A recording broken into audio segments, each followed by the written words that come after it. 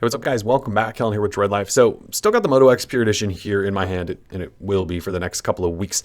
We just unboxed it, so if you haven't watched that, be sure to check that out. Get some early impressions and just see what comes in the box, like a turbocharger and a bumper, actually.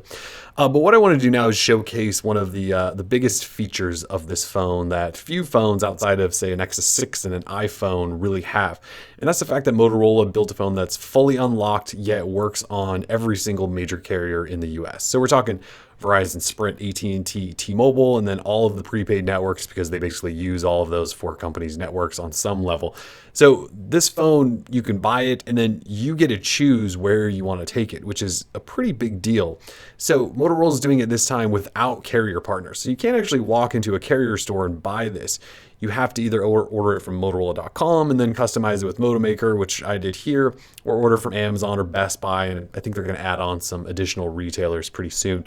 But again, it's unlocked. So you pay $399 at a starting point for 16 gig of storage. You can jump up then $50 more gets you 32 gig, and another $50 gets you 64 gig, but it has an SD card slot. So some of you may be good with the 16 gig model and just toss an SD card slot in there.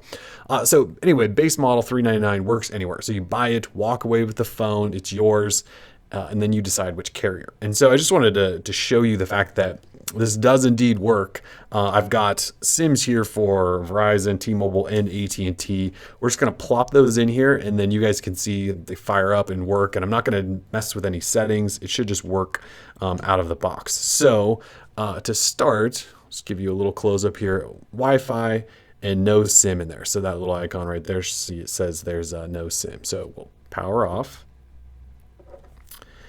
And once we are powered off, SIM tool, which comes in the box. So we'll power that off. And I promise we'll start fast forwarding through some of this stuff. Anyways, you just ram this in the little SIM tray slot.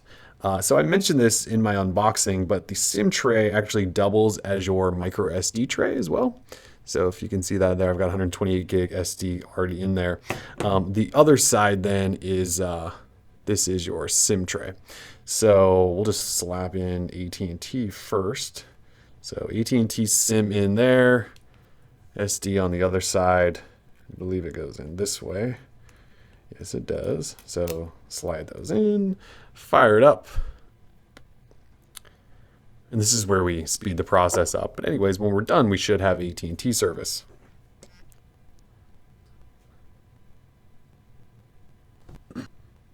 All right, so we are booted back up. It says no SIM card at the moment, but trust me, that should change momentarily.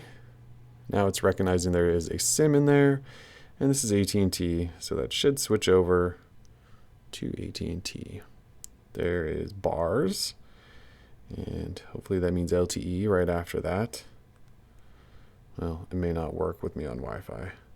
There we go. AT&T LTE, yay. So now I have AT&T LTE. So we'll power that off. We'll do it one more time just so you guys can see how easily this works.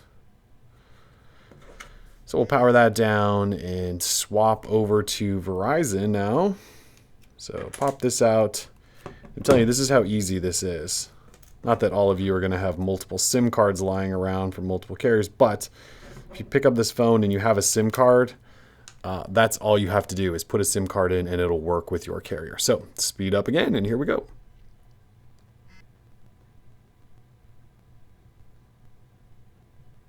All right, so we're booted back up, and we'll see how long this takes to pull up our Verizon service. So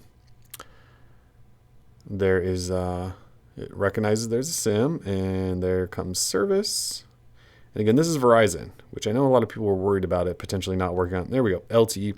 So we'll swipe this down, and you can see there, Verizon Wireless LTE. So it's that simple. The phone's unlocked, and it does indeed work everywhere. So there you have it. I didn't try the T-Mobile one, but trust me, if the AT&T works, the T-Mobile is going to work. They're basically the same network technology, and Verizon and Sprint are similar. They will work as well. So I'm not going to test them all, but you guys get the point.